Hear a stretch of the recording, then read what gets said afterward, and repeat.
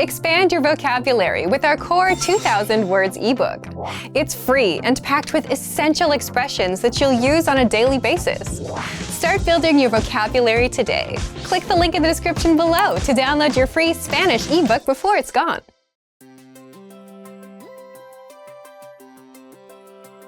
Hi everyone, I'm Alicia. Welcome to Conversational Phrases. We've found that the best way to learn a language is to speak it from day one. And the best way to start speaking is to learn phrases that you'll use in real conversations. In this lesson, you'll learn conversational phrases to ask and answer the question, how do you say this? After watching this video, you'll be able to ask someone how a word is pronounced. And if you want to learn more vocabulary, phrases, and example sentences you can use in real-life situations, click the link in the description to download your How to Say Something PDF cheat sheet for free. Now, let's take a look at some conversational phrases.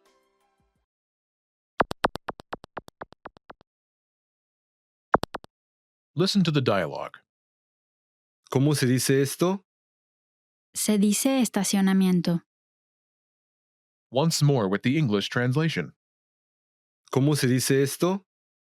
How do you say this? Se dice estacionamiento. It's parking lot. First of all, you'll need to learn how to say, how do you say this? That's, ¿Cómo se dice esto? listen to it again. ¿Cómo se dice esto? ¿Cómo se dice esto? Now, how do you answer this question? The pattern is Se dice, word. This Spanish sentence literally translates into, it is said word, but it means it's word in English. For example, it's parking lot. se dice estacionamiento. Se dice estacionamiento.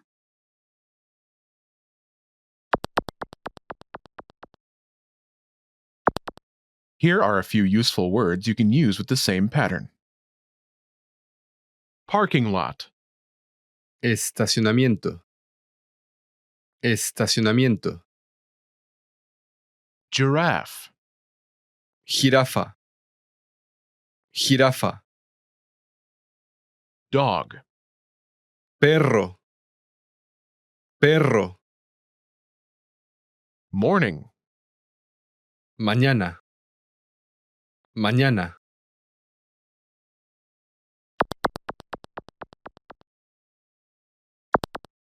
Let's look at some examples.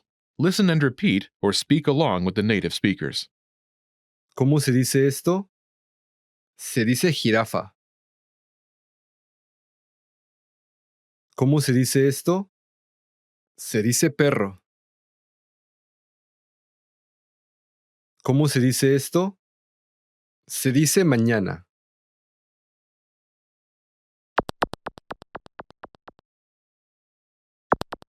Okay, now it's your turn. Do you remember how to say, how do you say this?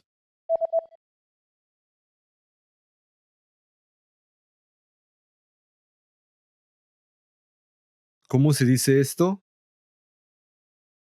Imagine it's the word giraffe. Do you remember how to say giraffe? Jirafa. Jirafa. Say, it's giraffe.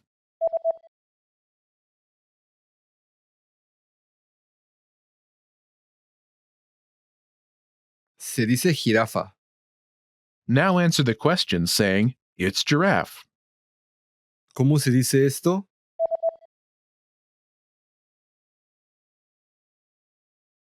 Se dice jirafa. Imagine it's the word dog. Do you remember how to say dog? Perro. Perro. Say, it's dog.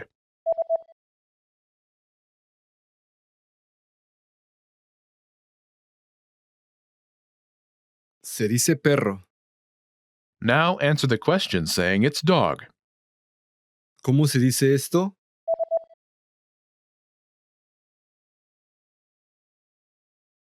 Se dice perro.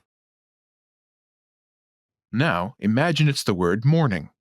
Do you remember how to say morning? Mañana. Mañana. Say, it's morning.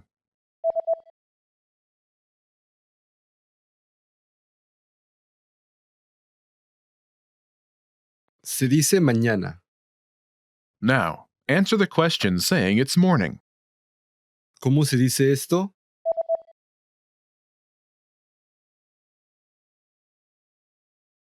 Se dice mañana. Most people who learn a foreign language learn it so that they can one day have real-life conversations with native speakers. When you start out learning and crack open your first textbook or listen to your first podcast, having a real conversation can feel like a fantasy. When everything about a language feels new, it can be overwhelming. But this couldn't be further from the truth. While it does take a significant amount of time and effort to become fluent, having a conversation might not be as far off as you think. In this video, we'll look at 3 ways you can boost your conversational skills and start talking to native speakers. Number 1, find native speakers and practice with them. It's unlikely you live near a big group of native speakers to practice with. If you happen to be in a major or international city, your chances may be better. Check and see if your city has a general language exchange. Chances are there could be a native speaker there who is also trying to learn another language. Practicing in person with a native speaker is probably the most interesting option for honing your speaking skills. But if you can't find anyone where you live, the next best option is to look online. Luckily for language learners, the past 10 years or so have seen an explosion in online language exchange sites. On these websites, you can search for someone who is a native speaker of your target language and is also learning your native language. The idea behind a language exchange is that you communicate with them via video or text chat, and half of the time, they help you practice your target language. And for the other half, you help them practice theirs. Practicing via an online language exchange is a highly effective way to practice your conversational skills. Number 2, work on pronunciation. Pronunciation is often an overlooked skill when it comes to learning a foreign language. Most people think of a good foreign accent as a luxury rather than a necessity. But what most people don't talk about is how having a good accent boosts your listening and comprehension skills. If you can hear a sound from a foreign language and know how to make it yourself, then you're more likely to understand native speakers when they talk at normal speed, and you're also more likely to remember any new words or phrases you come across. Having a good accent means that the language no longer sounds foreign. Instead, it sounds familiar, maybe even natural. So how do you go about perfecting your accent? The best way is to break down the language into its individual sounds. Make note of any sounds that are the same or similar to your native language and of those that are different. Of the sounds that are different, spend your time practicing the ones that you find the hardest to say correctly. After you're comfortable with the individual sounds, you can start linking together words and phrases. This is where accent practice starts to get really fun and interesting. Get your hands on some native speaker audio from a TV show, song, or podcast. Play the audio back and listen closely a few times. Take note of how words blend together in speech. Then, do your best to imitate what you hear, trying to match the speaker's emphasis and intonation. Our language learning program's playback feature is perfect for this. Record yourself and compare it to the original recording. Rinse and repeat until you're comfortable with the audio selection, and then move on to something more difficult. This is how you can break through the accent barrier and really start to make the language your own. Number 3, learn phrases, not just individual words. Learning grammar and individual words is great, but it's not the only approach you should take if you want to speak fluently. In addition to your regular grammar and vocabulary, try learning whole phrases, even if you aren't totally sure how they work grammatically. Learn phrases that are specific to your needs. It's a good idea to learn phrases that are grouped around a certain setting or subject, such as simple greetings or introductions, questions for getting to know someone, or traveling comfortably. You can even learn filler phrases, which you can use so that you have something to say when, well, you don't know what to say. Learning phrases like this will help you become conversational faster. You may not understand what you're saying literally, but as long as you know the general meaning behind the phrase and know when to use it, you'll be able to talk like a native. Eventually, your knowledge of grammar and vocabulary should catch up with the phrases you know. Learning a new language should feel like an adventure. There will be plateaus and periods in your learning where it feels like you're hitting a wall, but being able to speak with native speakers and have real conversations will help you combat language fatigue. After all, talking to someone face-to-face in a foreign language is one of the main reasons we start learning in the first place. And for even more ways to gain conversation skills, check out our complete language learning program. Sign up for your free lifetime account by clicking on the link in the description. Get tons of resources to have you speaking in your target language. And if you enjoyed these tips, hit the like button, share the video with anyone who's trying to learn a new language, and subscribe to our channel. We release new videos every week. I'll see you next time. Bye!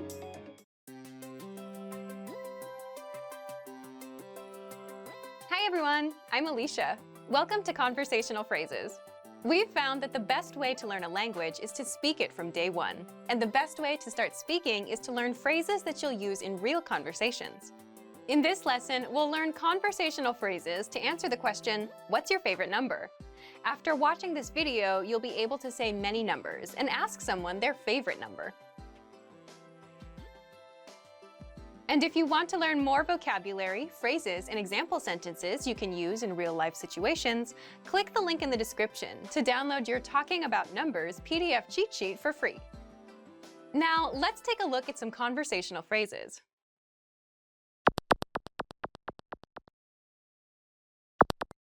Listen to the dialogue. ¿Cuál es tu número favorito? El 7. Once more with the English translation. ¿Cuál es tu número favorito? What's your favorite number? El 7. It's 7. First of all, you'll need to learn how to say, what's your favorite number? That's, ¿Cuál es tu número favorito? listen to it again. ¿Cuál es tu número favorito? ¿Cuál es tu número favorito? Now, how do you answer this question? The pattern is El number. This Spanish sentence literally translates into the number, but it means its number. For example, it's 7. El 7. El 7.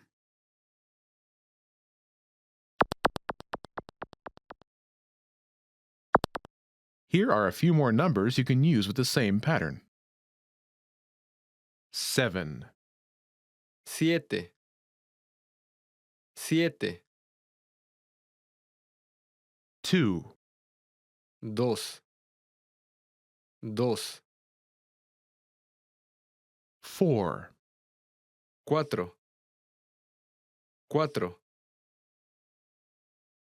9, 9. 9.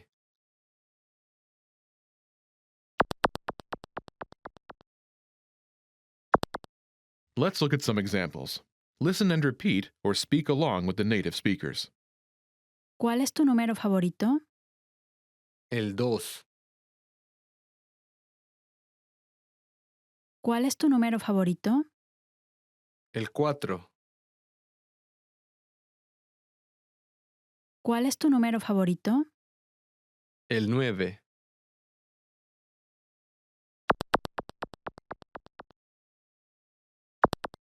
Okay, now it's your turn. Do you remember how to say, what's your favorite number?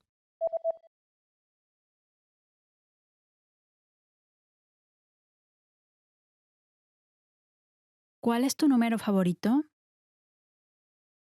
Imagine it's 2. Do you remember how to say 2? 2. 2. Say, it's 2.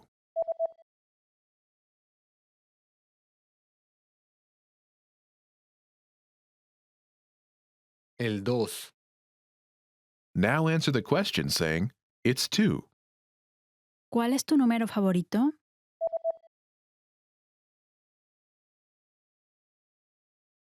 El 2. Now imagine it's 4. Do you remember how to say 4? 4. 4. Say, it's 4.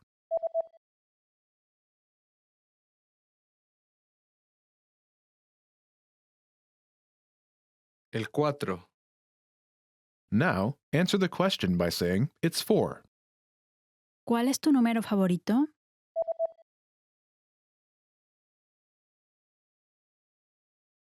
El 4. Now, imagine it's 9. Do you remember how to say 9? 9. 9. Say it's 9.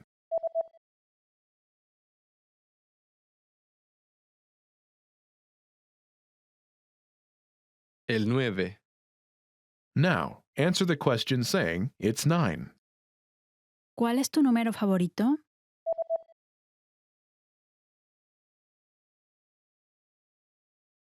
El 9.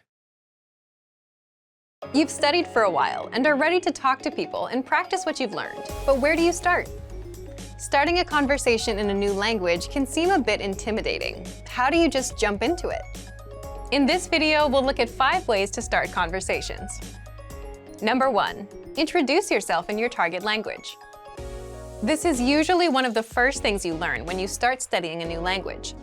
And sometimes, starting a conversation, or continuing one, is as simple as introducing yourself. Number 2. Talking about the weather. This is a universal talking point. People talk about the weather all over the world. And just saying, "It's really nice today," is enough to start a conversation. A great way to practice your weather conversation skills is to check out our Can-Do lesson pathway. This series of lessons teaches you how to talk about the weather in your target language. Number 3. Give compliments. Compliments are a great way to start a conversation. You can compliment something about your conversation partner's city, country, or something specific to them personally. "Hey, your bag is super cute," or "That ice cream looks delicious." These kinds of compliments can lead to further conversation about what you complimented. In this case, it could be fashion or a local restaurant. This is a great way to make quick connections with people. Number 4. Ask for help. For example, you can ask for directions, ask about prices, or request recommendations for restaurants or shopping spots, and let the conversation go from there. People are usually happy to lend a helping hand to tourists who are visiting their city. Number 5. Learn phrases for transactions. This can include getting a room at a hotel or telling a taxi driver where to go. When you're traveling overseas, you'll need to talk to other people in your target language. And while this might be a bit scary at first, you'll find that the people you meet are just happy that you're trying to communicate with them. So get started talking in your target language now. For even more tips on how to start conversations, check out our complete language learning program. Sign up for your free lifetime account by clicking on the link in the description. Get tons of resources to have you speaking in your target language. And if you enjoyed these tips, hit the like button, share the video with anyone who's trying to learn a new language, and subscribe to our channel. We release new videos every week. I'll see you next time. Bye!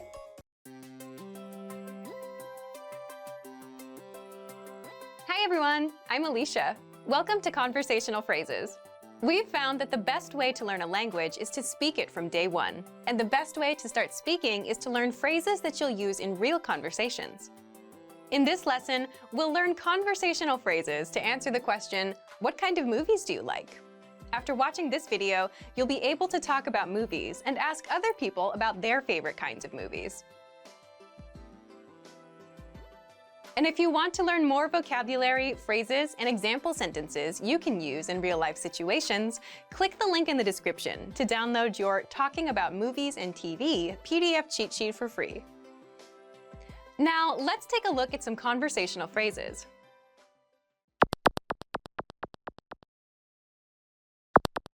Listen to the dialogue. ¿Qué tipo de películas te gustan? Me gustan las de terror. Once more with the English translation. ¿Qué tipo de películas te gustan? What kind of movies do you like? Me gustan las de terror. I like horror. First of all, you'll need to learn how to say, "What kind of movies do you like?" That's, ¿Qué tipo de películas te gustan? listen to it again. ¿Qué tipo de películas te gustan? ¿Qué tipo de películas te gustan? Now, how do you answer this question? The pattern is Me gustan las de. type of movie. I like type of movie. For example, I like horror. Me gustan las de terror. Me gustan las de terror.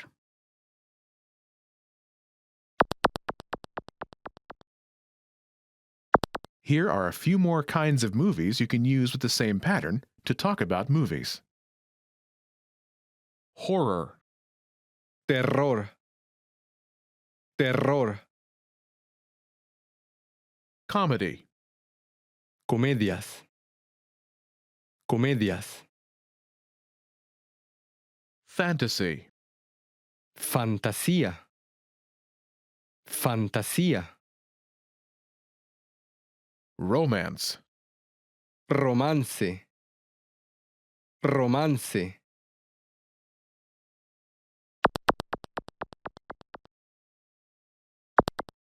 Let's look at some examples. Listen and repeat or speak along with the native speakers. ¿Qué tipo de películas te gustan? Me gustan las comedias. ¿Qué tipo de películas te gustan? Me gustan las de fantasía. ¿Qué tipo de películas te gustan? Me gustan las de romance.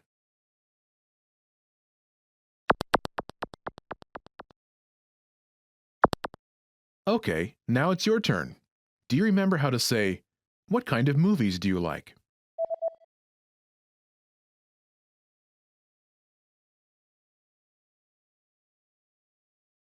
¿Qué tipo de películas te gustan?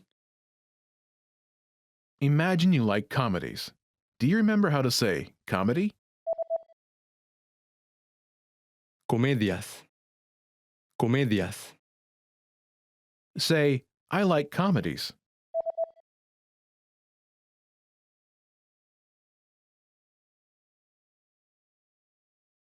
Me gustan las comedias. Now answer the question saying that you like comedies. ¿Qué tipo de películas te gustan?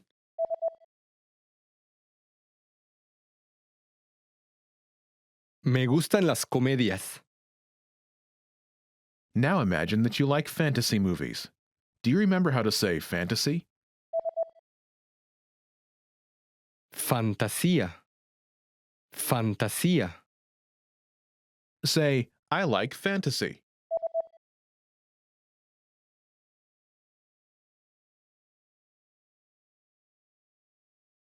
Me gustan las de fantasía.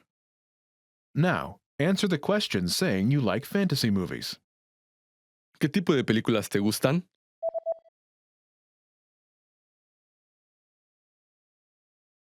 Me gustan las de fantasía. Now imagine you like romance. Do you remember how to say romance? Romance. Romance.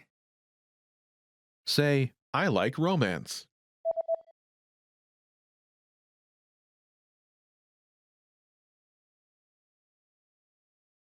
Me gustan las de romance. Now answer the question saying you like romance. ¿Qué tipo de películas te gustan?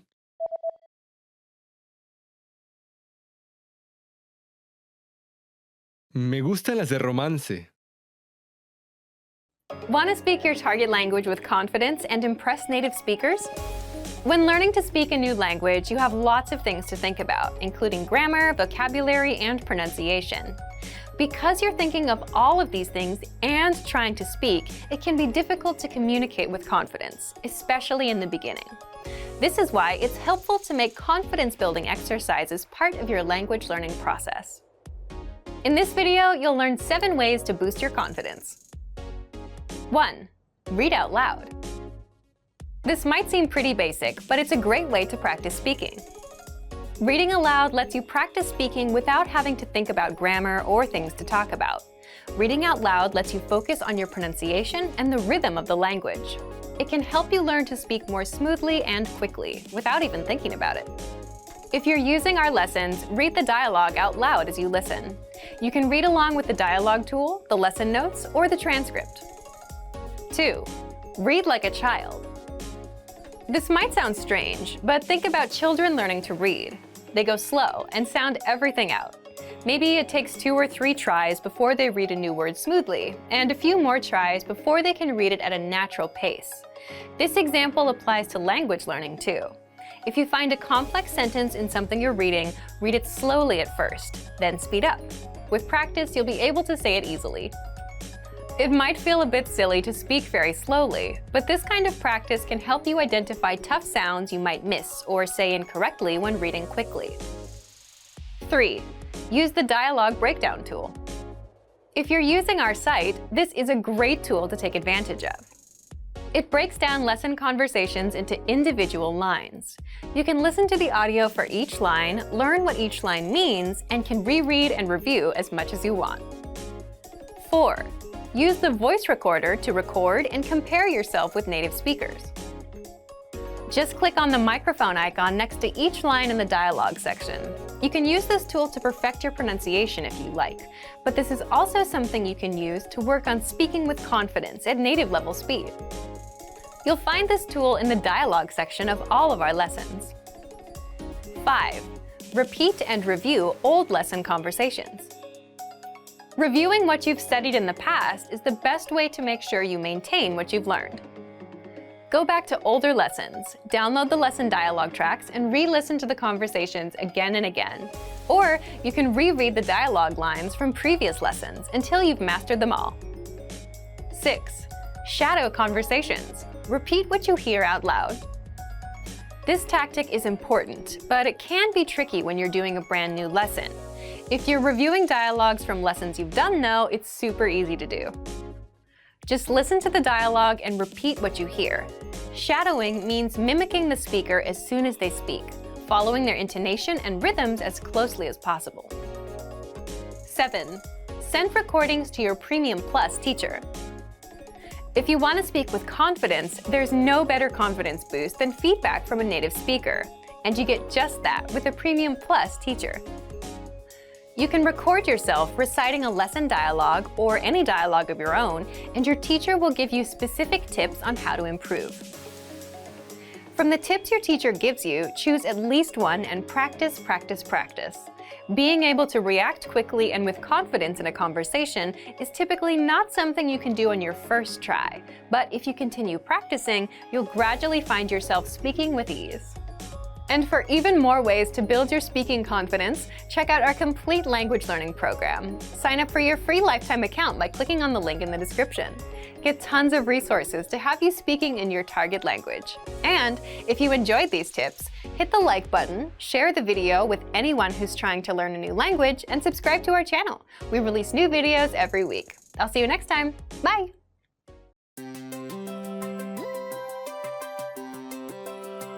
Hi everyone, I'm Alicia. Welcome to Conversational Phrases.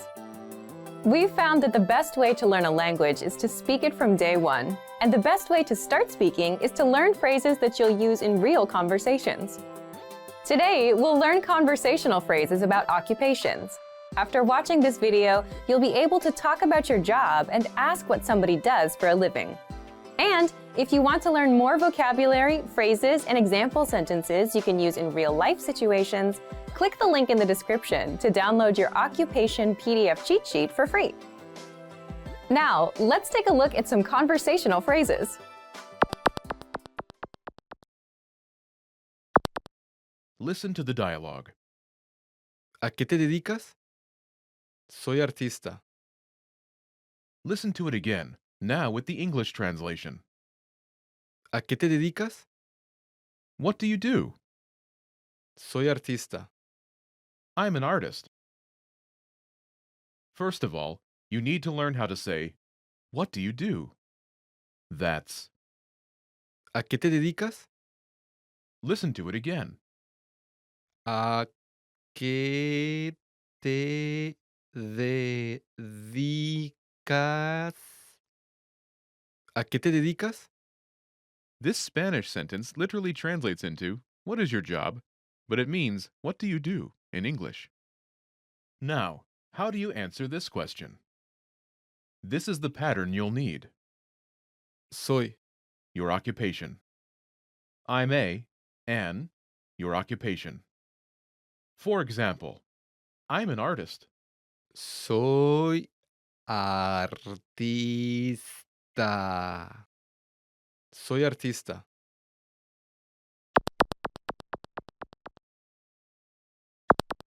Here are a few more professions you can use with the same pattern. Police officer, Policía. Policía. teacher, Maestro. Maestro. Maestra. Maestra. doctor, Doctor. Doctor. Doctora. Doctora. engineer, Ingeniero. Ingeniero. Ingeniera. Ingeniera.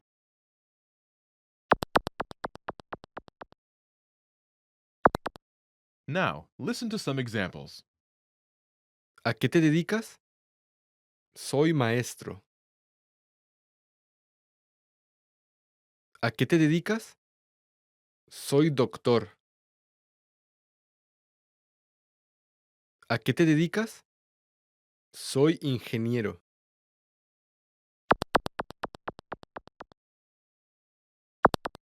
Okay, now it's your turn. Do you remember how to say, "What do you do?"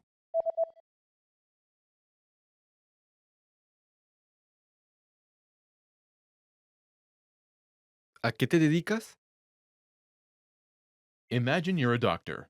Do you remember how to say, "Doctor"? Doctor. Doctor. Say, "I'm a doctor."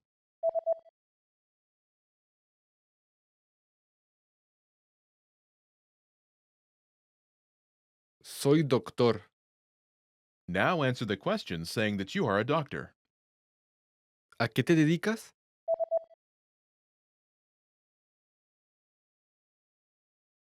Soy doctor. Now, imagine you're a teacher. Do you remember how to say teacher? Maestro. Maestro. Say, "I'm a teacher."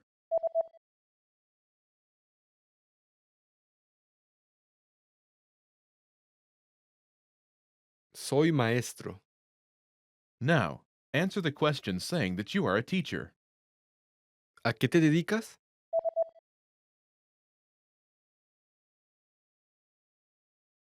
Soy maestro. Now, imagine you're an engineer. Do you remember how to say engineer? Ingeniero. Ingeniero. Say, "I'm an engineer."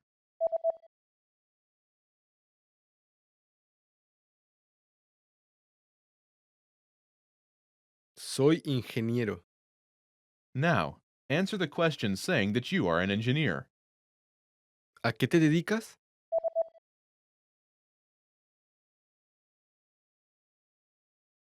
Soy ingeniero. Want to speak and understand more of your target language? If so, of course, you'll need to know more words and phrases than you do now. In this video, we'll cover 5 ways to master new words and phrases fast. Number 1, use our free vocabulary list. This is a free library of vocabulary and phrase lessons for all kinds of situations. You can learn words and phrases for current events, holidays like Halloween and Thanksgiving, and useful topics like the top 10 ways to say hello, conversational phrases, and more. You'll learn phrases that you won't find in textbooks. If you want to learn extra fast, use the slideshow tool. Just tap or click on View Slideshow, then sit back and review the words and phrases. Find the vocabulary list in the vocabulary drop-down menu on the site. These vocabulary lists are free for all users. Number 2, take the audio and video lessons. One of the best ways to learn new words is by hearing and using them in conversations. This is because it gives you the opportunity to understand how the words are actually used. In every lesson dialogue, you'll likely come across some words you don't know. But don't worry, because our teachers translate everything. When you hear the conversation again at the end of the lesson, you'll be familiar with the words you didn't know at first. Number 3, learn with our 2,000 most common words list. A quick question. How many words do you think you need for conversational fluency? 3,000? 5,000? It's actually not as many as you think. Language experts say you need about 1,500 words to reach conversational fluency. With our 2,000 most common words list, you'll get access to key vocabulary words you need to boost your conversation skills. The words are broken down into simple categories, such as adjectives, nouns, verbs, food, drinks, numbers, months, and so on, so you can go category by category and focus on what you're most interested in first.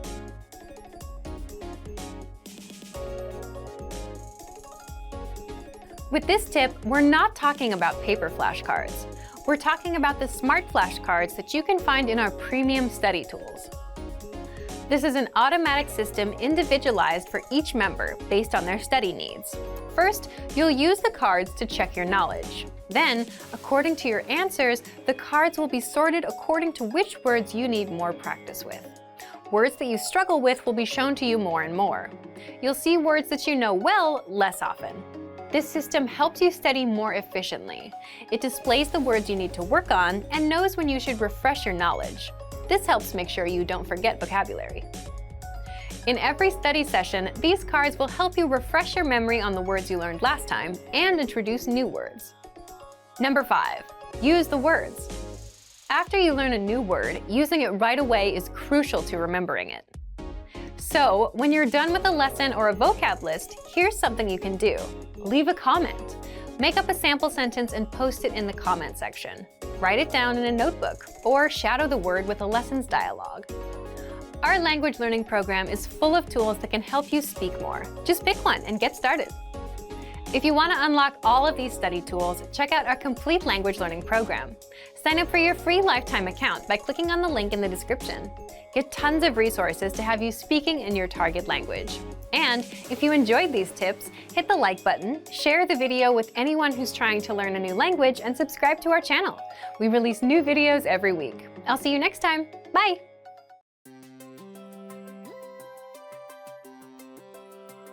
Hi everyone, I'm Alicia.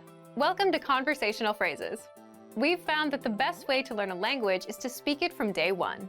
And the best way to start speaking is to learn phrases that you'll use in real conversations. In this lesson, you'll learn conversational phrases to answer the question, what are you doing during the holiday? After watching this video, you'll be able to talk about your holiday plans.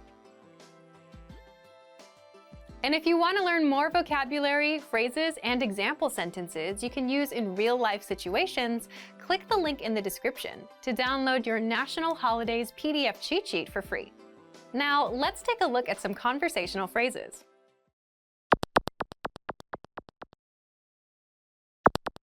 Listen to the dialogue. ¿Qué vas a hacer en Semana Santa? Planeo ir a la playa. Once more with the English translation. ¿Qué vas a hacer en Semana Santa? What are you doing for Holy Week? Planeo ir a la playa. I'm planning to go to the beach. First of all, you'll need to learn how to say, what are you doing for Holy Week? That's, ¿Qué vas a hacer en Semana Santa? listen to it again. ¿Qué vas a hacer en Semana Santa? ¿Qué vas a hacer en Semana Santa? Now, how do you answer this question? The pattern is Planeo. plan. This Spanish sentence literally translates as, I plan. But it means, I'm planning to plan. For example, I'm planning to go to the beach. Planeo ir a la playa. Planeo ir a la playa.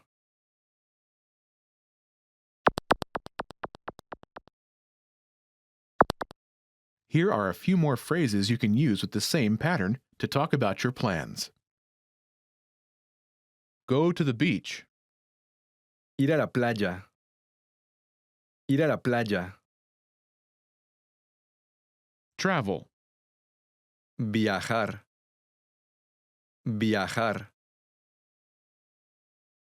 stay home, quedarse en casa, quedarse en casa,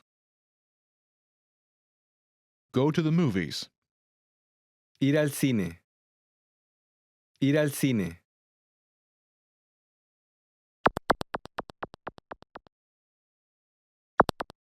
Let's look at some examples. Listen and repeat or speak along with the native speakers. ¿Qué vas a hacer en Semana Santa? planeo viajar, ¿Qué vas a hacer en Semana Santa? planeo quedarme en casa, ¿Qué vas a hacer en Semana Santa? planeo ir al cine,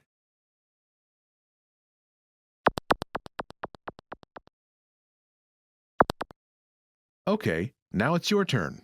Do you remember how to say, "What are you doing for Holy Week?"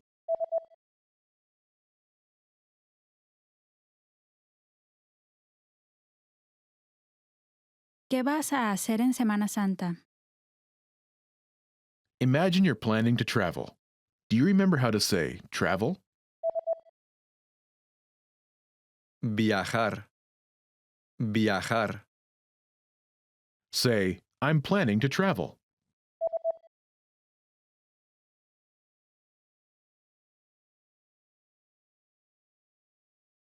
planeo viajar, Now, answer the question saying you're planning to travel. ¿Qué vas a hacer en Semana Santa?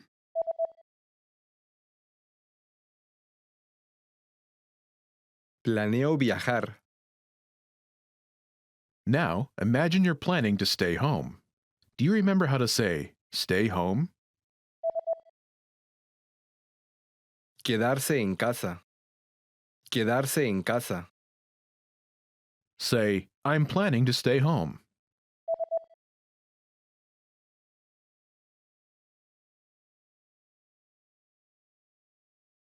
planeo quedarme en casa, Now, answer the question saying you're planning to stay home.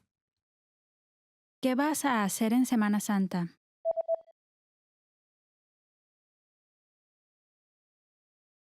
planeo quedarme en casa, Now imagine you're planning to go to the movies.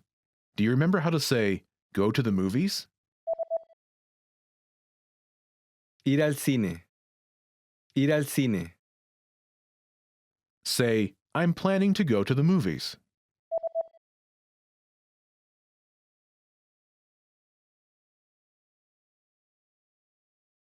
planeo ir al cine, Now, answer the question saying you're planning to go to the movies. ¿Qué vas a hacer en Semana Santa?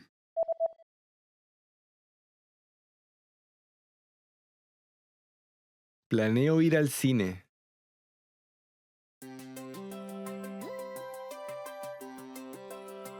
Hi everyone, I'm Alicia. Welcome to Conversational Phrases. We've found that the best way to learn a language is to speak it from day one. And the best way to start speaking is to learn phrases that you'll use in real conversations.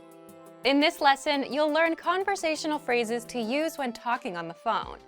After watching this video, you'll be able to ask for someone on the phone and to put someone on hold. And if you want to learn more vocabulary, phrases, and example sentences you can use in real-life situations, click the link in the description to download your Making a Phone Call PDF cheat sheet for free. Now, let's take a look at some conversational phrases.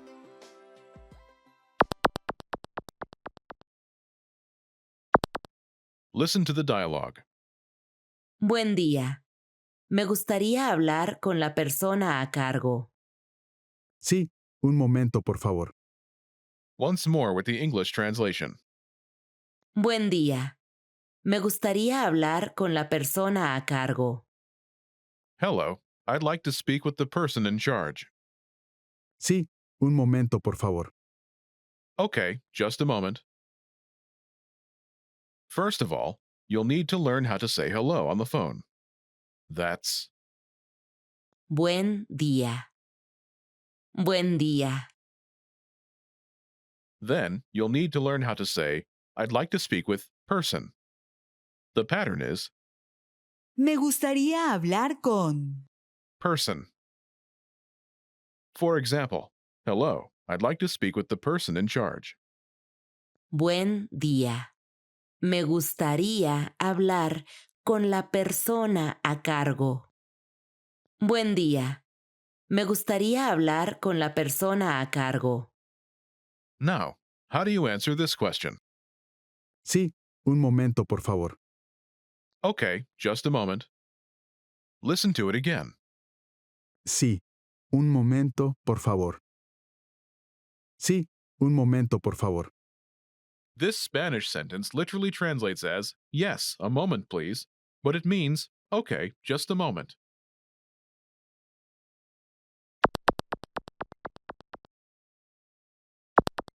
Here are a few more phrases you can use with the same pattern to talk on the phone. The person in charge. La persona a cargo. La persona a cargo.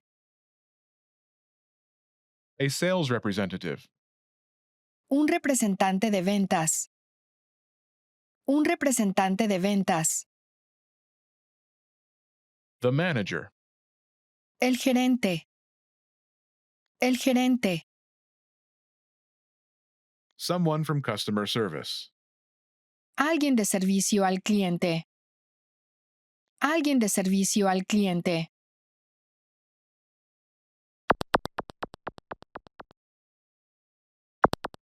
Let's look at some examples.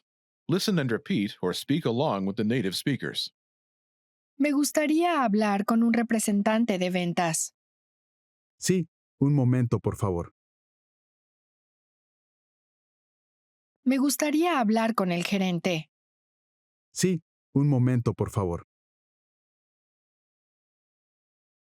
Me gustaría hablar con alguien de servicio al cliente. Sí, un momento, por favor.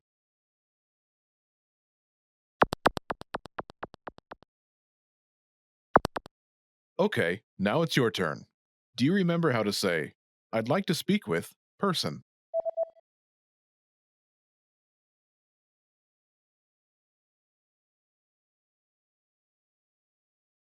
Me gustaría hablar con. Person. And how do you answer it?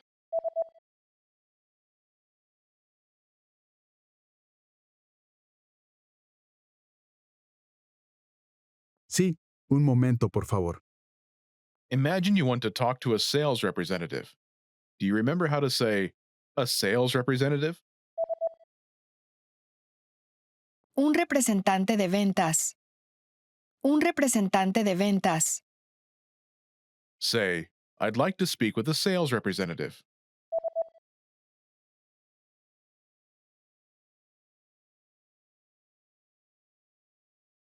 Me gustaría hablar con un representante de ventas. Now say you want to talk to a sales representative and answer it.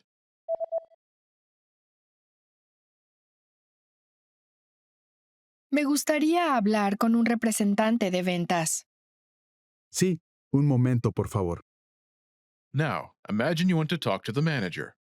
Do you remember how to say, the manager?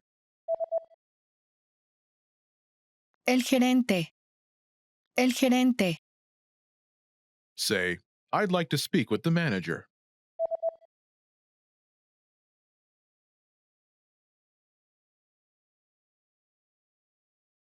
Me gustaría hablar con el gerente. Now say you want to talk to the manager and answer it.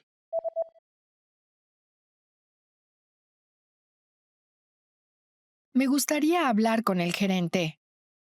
Sí, un momento, por favor. Now imagine you want to talk to someone from customer service.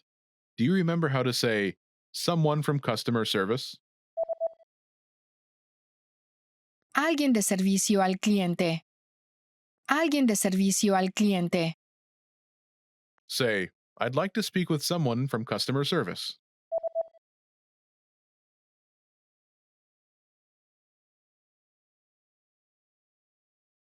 Me gustaría hablar con alguien de servicio al cliente. Now say you want to talk to someone from customer service and answer it.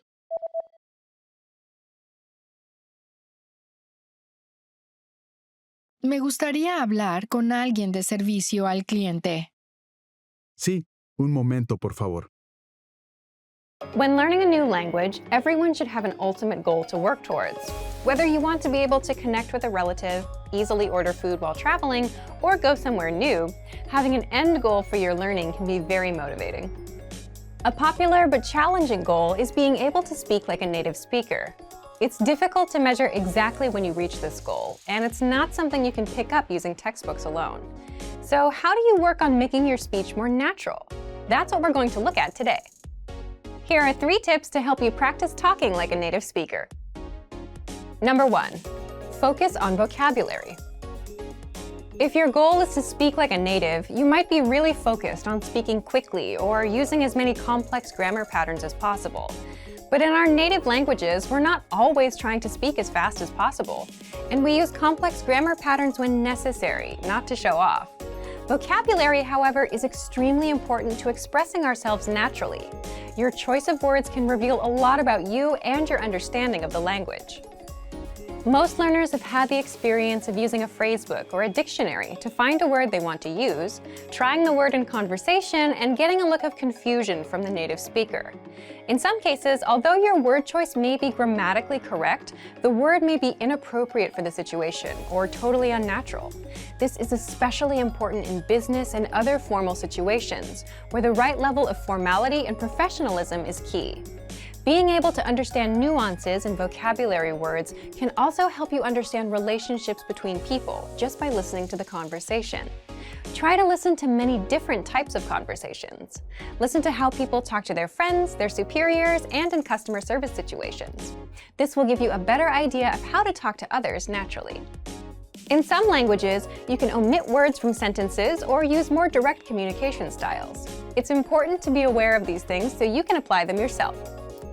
Colloquialisms and slang are also commonly used in most languages. As this sort of vocabulary is always evolving, it can be difficult to keep up with the latest words. Talk with native speakers and consume media in your target language to make sure you pick up these kinds of expressions. Media is a great resource for your learning. Ultimately, knowing the appropriate vocabulary to use for each situation will really help you sound more knowledgeable.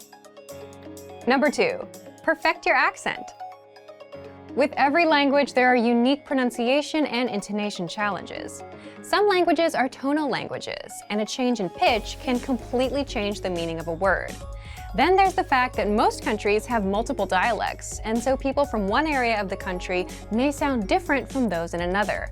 So what is the best way to listen to a wide range of accents and different pronunciations? Video and audio resources are a great way to do this. YouTube is a perfect place to start because people from all kinds of different backgrounds upload videos to the platform. You can watch educational videos, daily life vlogs, cooking shows, a travel series, whatever interests you. Pay attention to the different ways people speak. Everyone is unique. And then practice speaking like them. This kind of practice can help you sound more natural. One note, please be aware of the type of resources you're using. For example, if you find a video where a speaker uses a rare dialect, it might not be a good idea to use that for your pronunciation practice, unless you have a special reason for studying a specific accent. As a general rule, it's best to try to search for practice resources that use a standard form of the language you're studying. Number 3, copy what you hear. Do you remember how you learned to speak as a child? We rarely learned new words just listening to them, or reading after we learned how. When we were little kids, we imitated the sounds we heard by repeating the sounds out loud. While you're talking to a friend, watching videos, or listening to audio in your target language, you can do this to try and replicate the way they speak. Doing this will help you work on mastering the flow of the language, your accent, intonation, and pronunciation. Of course, you might also pick up some new vocabulary this way. Make sure to repeat new words often. It's a great way to make sure you remember them. Try doing this using a number of different mediums and sources. That way, you'll be exposed to the diversity that the language offers and master the fundamentals of pronunciation. For example, you can watch and imitate several different YouTube videos and audio CDs, but try a few different sources, like different creators or different audio types, to make sure you experience a wide range of communication in your target language. If you're using our language learning program, you can even get your own teacher with Premium Plus. Your teacher can answer questions, give assignments, and even listen to your recordings and give you advice on pronunciation. Completing these kinds of lessons with a native teacher can really boost your confidence in your speaking skills. Becoming able to speak like a native is a popular goal for many people learning a new language. It feels great to be able to communicate smoothly, especially when the people you're talking to expect basic level sentences or broken communication. Try using the tips we've shared in this video to work on improving your speaking skills. Of course, it'll take time and persistence, but the reward will be more natural communication. And for even more tips on speaking, check out our complete language learning program. Sign up for your free lifetime account by clicking on the link in the description.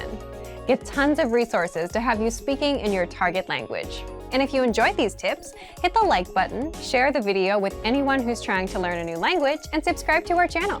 We release new videos every week. I'll see you next time. Bye!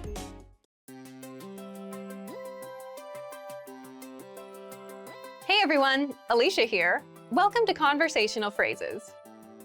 We've found that the best way to learn a language is to speak it from day one. And the best way to start speaking is to learn phrases that you'll use in real conversations.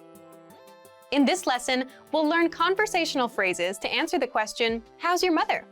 After watching this video, you'll be able to talk about well-being and ask how someone is doing. And if you want to learn more vocabulary, phrases, and example sentences you can use in real-life situations, click the link in the description to download your Conversation About Family Well-Being PDF cheat sheet for free. Now let's take a look at some conversational phrases.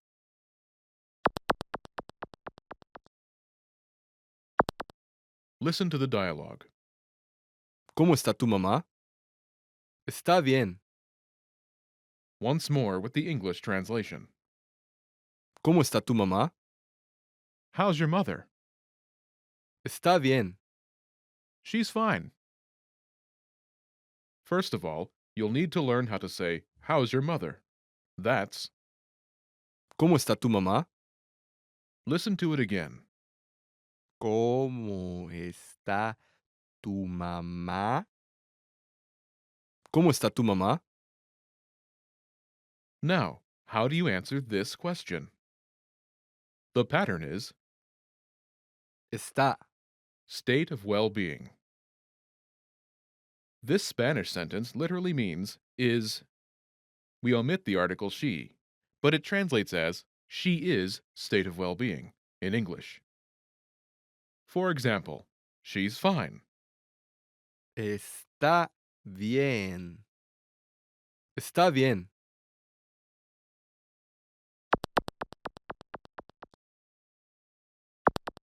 Here are a few expressions related to well-being that you can use with this pattern.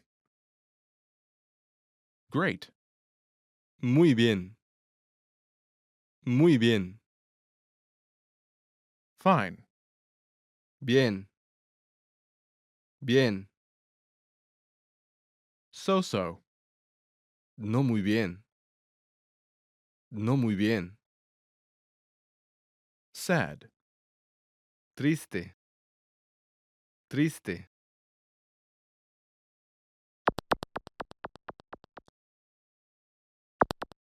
Let's look at some examples. Listen and repeat or speak along with the native speakers. ¿Cómo está tu mamá? Está muy bien. ¿Cómo está tu mamá? No está muy bien. ¿Cómo está tu mamá? Está triste.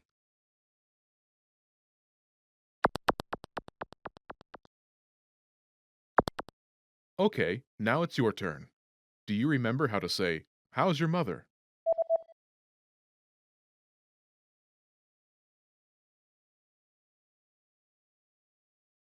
¿Cómo está tu mamá?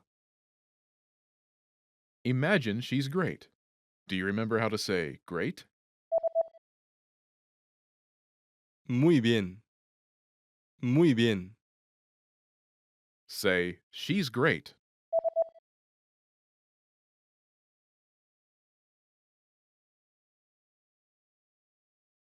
Está muy bien. Now, answer the question saying she's great. ¿Cómo está tu mamá?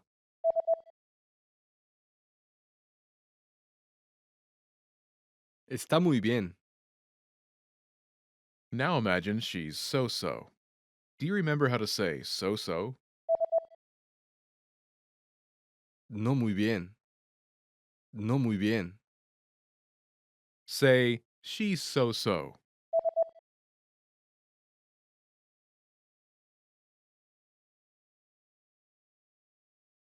No está muy bien. Now, answer the question saying she's so-so. ¿Cómo está tu mamá?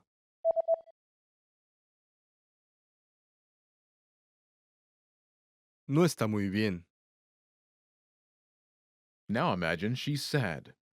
Do you remember how to say sad? Triste. Triste. Say, she's sad.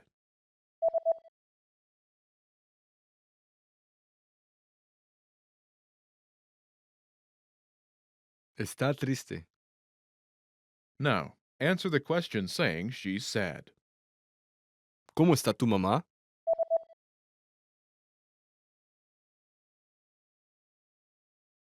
Está triste. Want to speak real Spanish from your first lesson? Sign up for your free lifetime account at SpanishPod101.com. Want to finally start speaking in your target language? In this guide, you'll discover the top 7 ways to practice speaking on your own with our lessons. Let's begin. Number 1, shadowing. Shadowing is a proven learning technique where all you do is repeat what you hear in order to practice speaking. So, access any audio or video lesson on the site and press the play button to start. Then, as you listen or watch, just repeat the conversations. Or, even easier, read along out loud with the dialogue section. The script is right there in front of you. With our lessons, you can master entire conversations, just like that. Number 2, read out loud. I just mentioned it, but reading out loud is another powerful tactic and deserves its own mention. With every lesson, you get written transcripts and translations. So, as you play the lesson, read the dialogue out loud as you hear it. Why? By reading out loud, you're also practicing your speaking skills. You can do this with the lesson notes, the lesson transcript, or the dialogue tool. With the dialogue tool, you can listen to each line again and again, and repeat out loud until you master them all. Number 3, speed up your reading to speed up your speaking. Being able to speak without thinking is a sign of language mastery. If you're talking to a native and can respond quickly, they'll assume that you're fairly fluent. How can you do this? When you read out loud, try increasing your speed a little bit every time. So, start by reading with the dialogue tool. If you're like most learners, you'll read the first line slowly. That's because you're still getting used to the words, which is okay. Reread it. On your second try, you know most of the words, and you'll read a little faster. Reread it again. On your third try, you'll be even faster, at a native speaker's speed. And being able to read these phrases out loud and fast will help you speak fast. Number 4, record and compare yourself with native speakers. In order to sound like a native speaker, you must imitate native speakers. So here's how. Access the voice recorder, which is in the Dialogue Study tool in every lesson. Click on the microphone icon. Listen to the native speaker's audio, and then record yourself. You can then compare the 2 recordings side by side, and practice and try again and again until you perfect your pronunciation. Number 5, get feedback from our Premium Plus teacher. If you're learning by yourself and don't have access to real teachers, then you can always get feedback from our Premium Plus teachers. With the My Teacher tool, you can record yourself speaking and send the audio file to the teacher. They'll review it and tell you what to improve and how. That's it. Number 6, level up your speaking with Premium Plus assignments. With Premium Plus, you can also get assignments that cover reading, writing, listening, and even speaking from your teacher. These assignments can be tailored to your goals and needs. You get a new one every week, or anytime you're ready for a new one. Number 7, get even more lessons in the lesson library. If you want even more lessons on speaking and conversations, visit our lesson library and under Category, choose Conversation. You'll get all of the pathways and lessons that are focused on speaking. If you enjoyed these tips, hit the like button, share it with anyone who's trying to learn a language, and subscribe to our channel. We release new videos every week. And if you're ready to finally learn language the fast, fun, and easy way, and start speaking from your very first lesson, get our complete learning program. Sign up for your free lifetime account right now. Click the link in the description. I'll see you next time. Bye! You just got a text message from your hotel's pickup service. What does the first number refer to?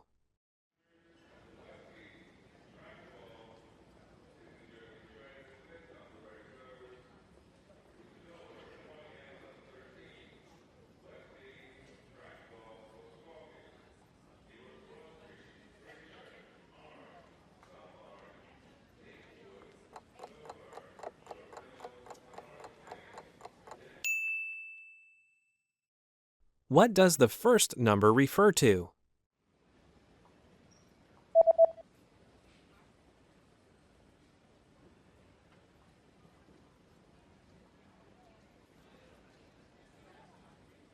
The number in the text message refers to the customer code. Código de cliente. Hey there, friends of SpanishPod101.com.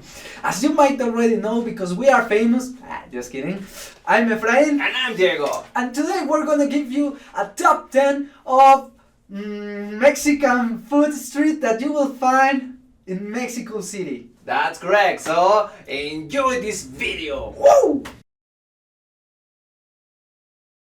So this is gonna be a long list, at least for us, that because we haven't eaten yet. But it doesn't matter if you work in an office. Doesn't matter if you are a student. It doesn't matter your social status, neither your age. Doesn't matter if you are a grown-up or a child. Everyone, every citizen in Mexico City has already eaten street food, right? That's correct, yeah. Now, we know that this food that we're going to show you, you can find it very easily in any restaurant in Mexico. However, we highly suggest that if you come here, you should try the street food in Mexico, because in our opinion, it is much better, it is tastier, but it is always cheaper. So please don't miss the opportunity to eat street food in Mexico. And let's start with a very typical dish here, and this dish is called quesadillas. By the way, everything here is going to be spoken in Spanish, so you can get familiar with the words that are used in this type of food. So, las quesadillas. Las quesadillas son básicamente una tortilla de maíz, y esa tortilla de maíz lleva por dentro queso, o quizás no queso, pero sí algún guisado. Por ejemplo, pollo, pueden ser champiñones, puede ser flor de calabaza, huitlacoche, puede ser huitlacoche, etc. Esta tortilla puede ser solamente asada en un comal, which is a type of pan, a huge pan, or even puede ser una tortilla frita. A mí personalmente me gustan más las quesadillas fritas. Deliciosas, deliciosas. Ahora, las quesadillas también tienen una ligera variedad, que es, pueden ser las quesadillas hechas a base de tortilla de harina de trigo. They taste all delicious. You should try them. Okay. The second one is sopes. Los sopes están hechos de masa y son generalmente circulares. Ajá. Ahora, tienen un grosor de poco menos de medio centímetro, solamente unos milímetros, y alrededor podemos encontrar que tienen ciertos bordes como pellizcos. Esto es para que no se le salga el relleno. La base puede ser de frijoles, Y también se le puede añadir pollo, lechuga, queso, chorizo. Se le pueden añadir muchas cosas y saben realmente deliciosos. Los sopes muchas veces los encontramos casi en el sur de México. Yo vivo en Guadalajara y ahí casi no se encuentran, ¿eh? Es correcto, es correcto. Otra comida típica mexicana son los tlacoyos. Y los tlacoyos es masa de maíz en forma de rombo. Esta masa de maíz puede ser maíz blanco o maíz azul. La masa azul en los tlacoyos es deliciosa. Sí. Y en esencia, estos tlacoyos tienen por dentro un poco de relleno que puede ser frijol, puede ser haba, puede ser requesón, puede ser papa o incluso también chicharrón prensado. Generalmente las personas le ponen un poco de aceite y lo ponen a asar nuevamente en un comal. Y estos tlacoyos pueden ser acompañados con crema, con queso, con nopales, con cilantro picado, con cebollita. Y por supuesto no puede faltar la salsa verde o roja. ¡Oh, ya tengo mucha hambre! ¡Ay, qué delicia! Bien, otro platillo son las clásicas gorditas. Tal vez en nuestros videos hemos mencionado mucho las gorditas y aún no sabes qué es. Bueno, las gorditas están hechas de masa, también son circulares y estas generalmente están freídas en un comal, igualmente. Ya que están fritas, el en medio se rellena con pollo, se puede rellenar también con queso, pero también con carne. Aquí en el Distrito Federal, bueno, en la Ciudad de México, se rellenan con carne de suadero a veces, pero también se les puede poner cilantro, cebolla para acompañar, salsa o limón. Y ya quedó esa gordita bien rica. También puedes pagar un dinero extra para que le metan queso Oaxaca o quesillo. Delicioso, delicioso. El siguiente tipo de comida son las clásicas flautas. Y una flauta es básicamente un taco alargado de entre 15 y 35, 40 centímetros. Pero es un taco frito. Por lo general dentro puede llevar pollo o carne deshebrada o también algunas personas le ponen papa. Y esto puede ir acompañado generalmente con crema, con queso, con lechuga y por supuesto con la clásica salsa verde o roja. ¡Qué rico! Así es, un rápido tip, estas flautas las sirven en órdenes de 3 y siempre consúmenlas recién hechas, porque de otra forma la tortilla se ablandece y no es una sensación agradable. No. Bien, el siguiente platillo son los amados guaraches. Los guaraches obtienen su nombre por su largo y parecido a las sandalias, que en México se les dice guaraches. Bien, los guaraches son una pieza de masa aplastada a tal punto que alcanza un largo de 30 centímetros y un grosor como de 15 o 10 centímetros. Entonces están rellenos de frijoles y también pueden llevar pollo, queso encima, lechuga y salsa también para acompañar. Su contenido no es tan diferente al de los sopes.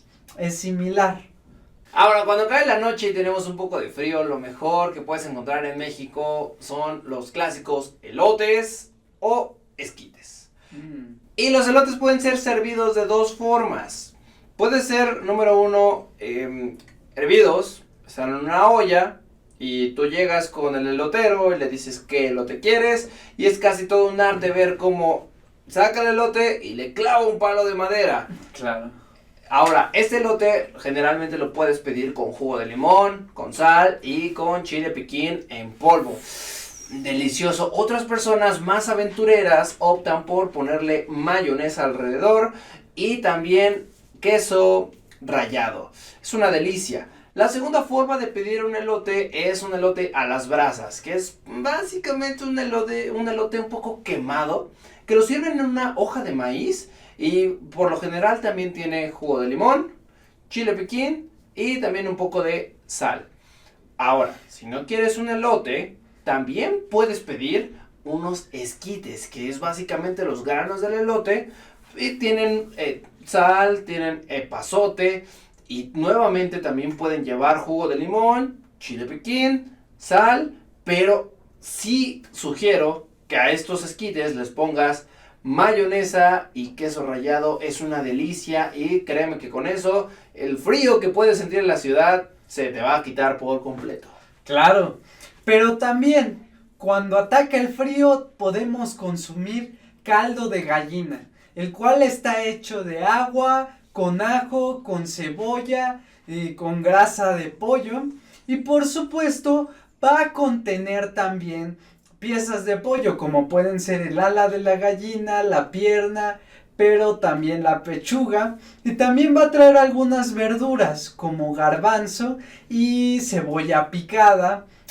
Se le puede añadir también alguna salsa y bueno, esta también se caracteriza por encontrarse en algunas partes de la Ciudad de México.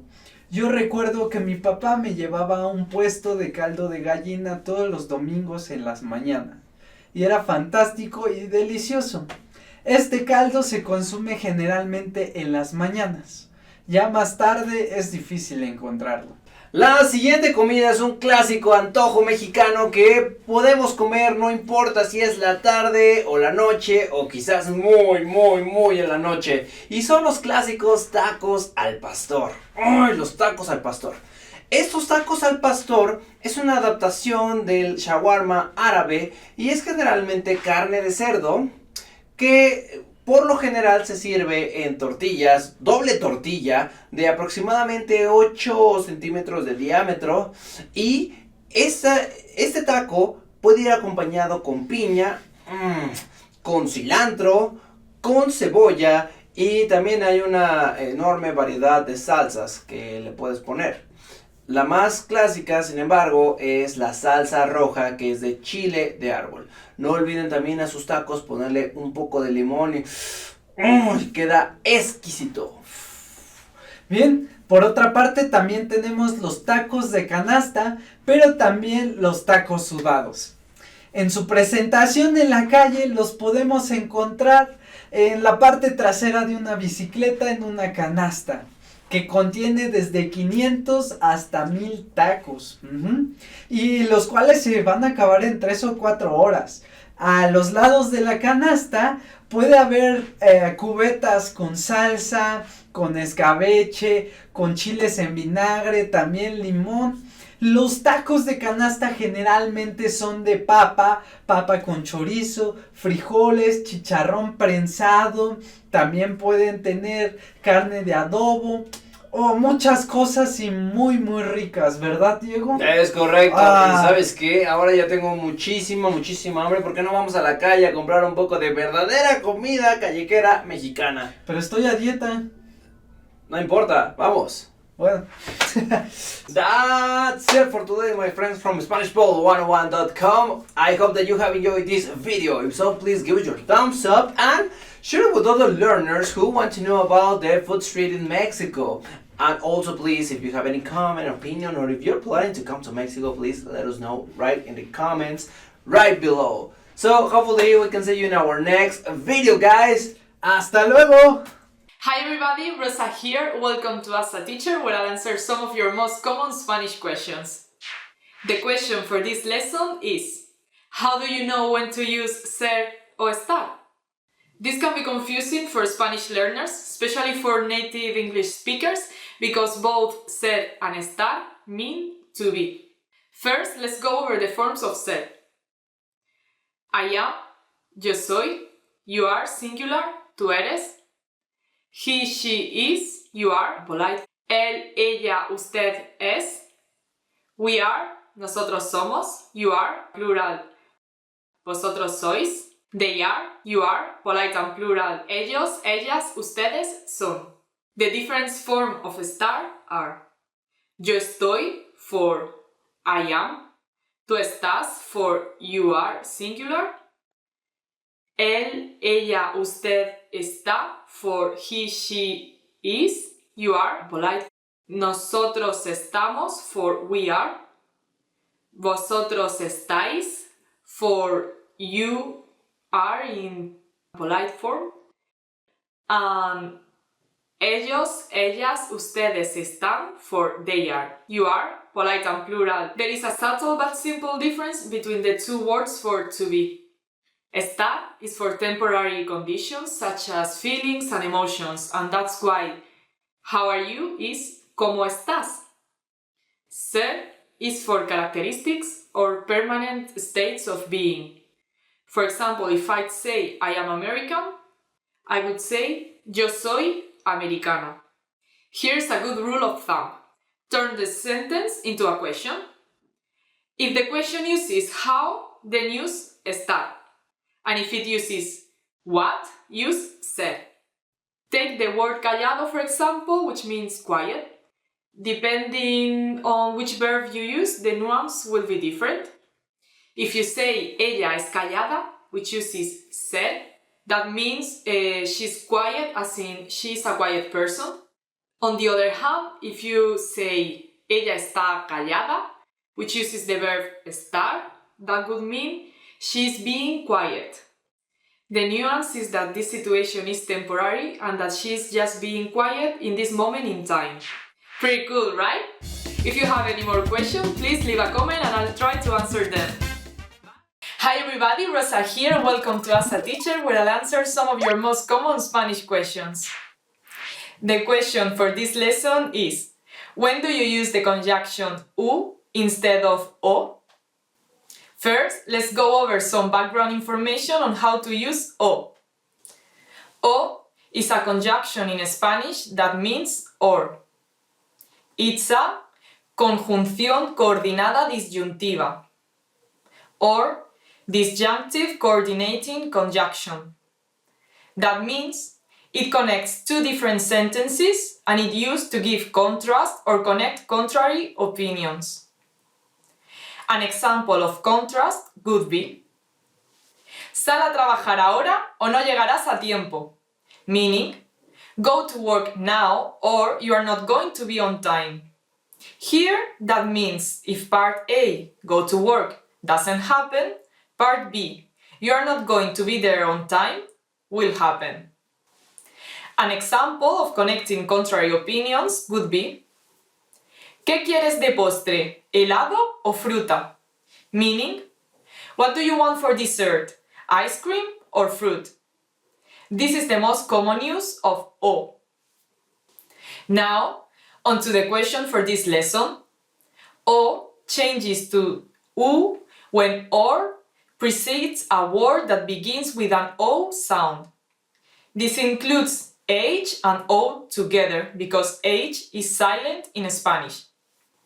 Let's go through some examples so you can learn when to use U instead of O. First up, más vale que vengas a la hora u otra persona te quitará el sitio. Meaning, you better come on time or another person is going to take your place. Here, the word otra, another, begins with an O sound. Therefore, we change O to U. Another example would be: puede utilizar esta mesa para jardín u hogar. Meaning, you can use this table for the garden or home. So why do the words change? That's easy, because it's easier to pronounce. How was this lesson? Pretty interesting, right? Do you have any more questions? Leave them in the comments below and I'll try to answer them. Hasta luego, see you later!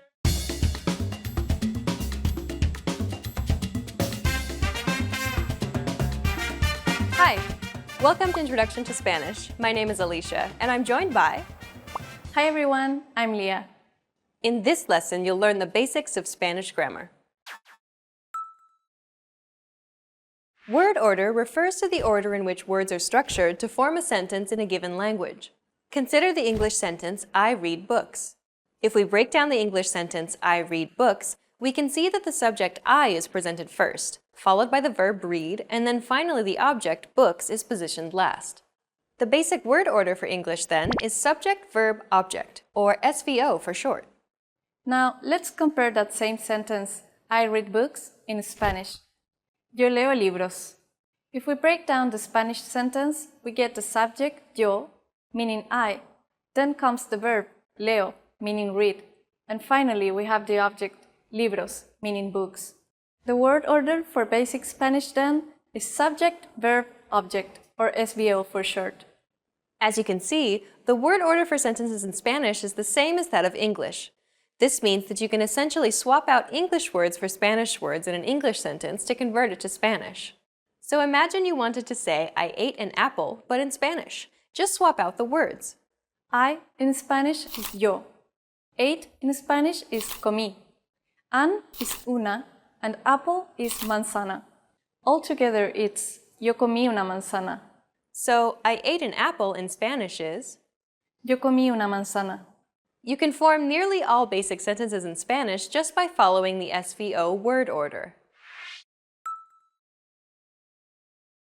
We just saw how easy it was to form basic sentences in Spanish and how similar it was to forming basic English sentences. Luckily, it's actually even easier to form sentences in Spanish than it is in English. That's because Spanish is much more flexible when it comes to word order compared to English. Let's go back to the two examples we used earlier. More often than not, if we wanted to say, I read books and I ate an apple in Spanish, we would not usually say, yo leo libros, yo comí una manzana. But instead we would just say, leo libros, comí una manzana. Notice how the subject I is omitted from the sentence. This is how most Spanish sentences are constructed and spoken in real life. When it's clear who or what the subject is, most Spanish speakers would omit the subject altogether. Yo leo libros and yo comí una manzana would only be used if the subject is unclear or if you wanted to place a stronger emphasis on the subject, as if to say, I am the one who reads books, or I was the one who ate the apple. So, most of the time, we can actually express any simple action in Spanish with just two words, the verb and the object in Spanish. So far, we've only looked at affirmative sentences in Spanish. But what if you wanted to make the sentence negative? Well, that's very easy as well. All you have to do is just add no before the verb and that's it. So, I don't read books would be no leo libros. Same thing for I didn't eat an apple. Just add no before the verb. No comí una manzana. And that's all there is to it. Once again, it's much simpler to form questions in Spanish than it is in English. There's actually a variety of different methods of forming a question in Spanish. Let's go through some of them. We'll seem a little strange if we ask our own selves a question in Spanish. So let's introduce a new subject. Let's go with Juan, a very typical Spanish name. So instead of I read books, we now have Juan reads books. Juan lee libros. The simplest way we can turn that statement into a question is by just raising our intonation at the end of the sentence. Juan lee libros? Meaning, does Juan read books? In conversation, we just need to raise the intonation at the end to express that it's a question. In writing, however, we have to include the question mark at the end, just like in English. But unlike English, questions in Spanish are marked with an inverted question mark at the beginning of the question as well. Juan lee libros? Another simple way we can turn a statement into a question is by adding a question tag at the end of a sentence. One question tag in English, for example, is right? Something something statement, right? It works in exactly the same way in Spanish. Juan lee libros, no? Juan reads books, doesn't he? The final way to make a sentence in Spanish is to actually switch the verb and the subject. So statements in Spanish would normally be SVO, but to formulate a question, it'll be VSO. The verb and subject are switched. ¿Lee Juan libros? Meaning, does Juan read books? All of these questions mean the same thing, but they're not completely identical. There are tiny nuances that go along with the method you use to formulate a question. The first and last examples appear to have exactly the same meaning, but Juan lee libros places a greater emphasis on Juan because the subject appears first in the sentence, as opposed to lee Juan libros, where the emphasis is on the verb. As you can see, there are many ways to form basic questions in Spanish. In this lesson, you learned about the word order of Spanish, how to form affirmative and negative sentences, about the omission of the subject, and how to form questions. We've covered only the very basics of Spanish grammar. If you're interested in learning more, check out our Spanish in 3 Minutes video series. In that course, we teach you useful phrases while covering the fundamentals of Spanish grammar, and each lesson is only 3 minutes long. Hi everybody, Rosa here. Welcome to Ask a Teacher, where I'll answer some of your most common Spanish questions. The question for this lesson is, what are some popular Spanish idioms? In English, we have our fair share of idioms like, it's raining cats and dogs, or even, what's up? Here are some Spanish idioms you should know. Number 10 is estar empanado, meaning to be spaced out. Literally, it means to be breaded. In Spain, we have a lot of breaded foods like la empanada gallega. So every time your mind freezes and you can think, you're getting empanado or empanada. Number 9 is dormir como un tronco, meaning to sleep like a trunk. This means that you slept very well. For example, he dormido como un tronco, meaning I slept like a trunk. Number 8, chorizo, means sausage. And if you are carnivorous, you are going to find Spanish chorizo delicious. But don't be surprised if you hear this word in reference to a person. That means they are a thief, burglar, or swindler. Number 7 is one that doesn't make much sense, but you'll often hear. It is hace un tiempo de perros. Literally, it's a dog weather, meaning it's terrible weather. Number 6 is a phonetic challenge. ¡Qué chorrada! Chorrada, wow, sounds difficult. We have the CH and a double R. So what does chorrada mean? If we say ¡qué chorrada!, we are expressing that something is not important, has no sense, or is absurd. Number 5 is costar un ojo de la cara, which means it's ridiculously expensive, but it literally means it costs an eye out of the head.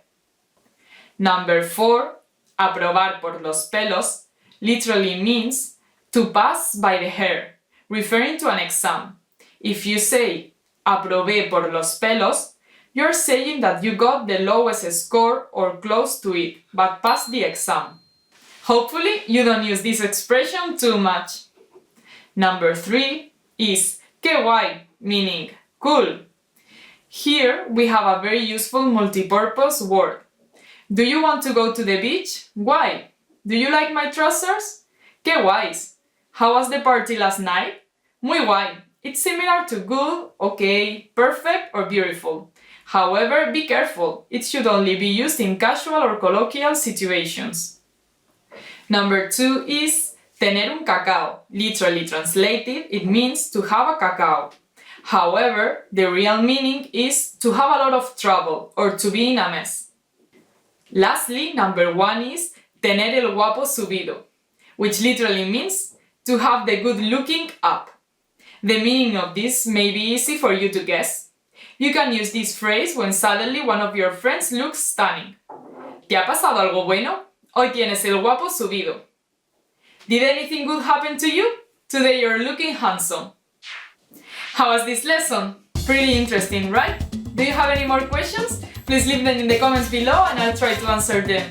Hasta luego, see you later!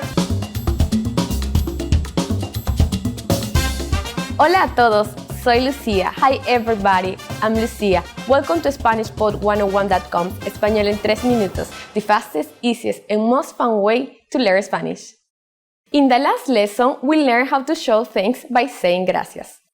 In this lesson, we will learn some of the most common greetings used in Spanish. ¿Están listos? Are you ready? Empecemos, let's start. The most used informal greeting is hola. Hola.